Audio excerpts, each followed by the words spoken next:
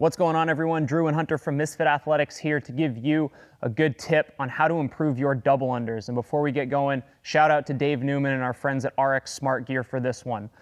So with the double under, one of the most common mistakes we see athletes making is their hands drift out way too wide, putting a lot of the stress and tension on their shoulders when this should be basically just a wrist movement. And once you get proficient enough at double unders, it can almost serve as a rest period during your workout, which sounds kind of crazy to some of you, but once you can learn how to control that rope smoothly and efficiently, things are going to work out really well. So what we're going to do is just start with Drew. He's going to work on some double unders, and this is kind of what we're talking about. His hands are going to be way out wide.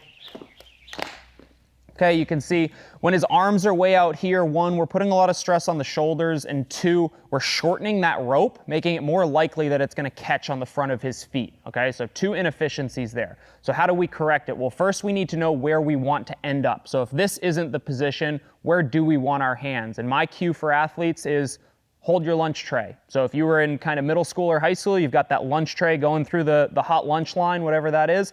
Your elbows are kind of relaxed. Your hands are just a little bit in front of your body. So Drew, if you can just hold your rope, yeah, roughly in that spot, okay, whereas his normal double under is kind of way out wide. How do we get in here? So what we do is we set up a couple boxes. So we've got these boxes set up at a height where if Drew were to let his hands drift out super wide, he would obviously bump into the boxes. What we're going to have him do is we're going to set those boxes up excessively wide so that he can basically do his normal, wide, inefficient double under between the boxes.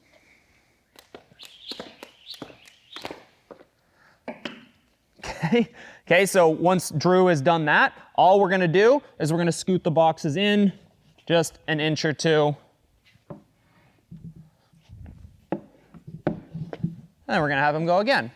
Just enough that we move the hands in a little bit. Good, a little bit more comfortable. Double undering right on the crack there. Pro tip, don't do that. And then we'll scoot the boxes in just a little bit more. Have Drew hit a few double unders.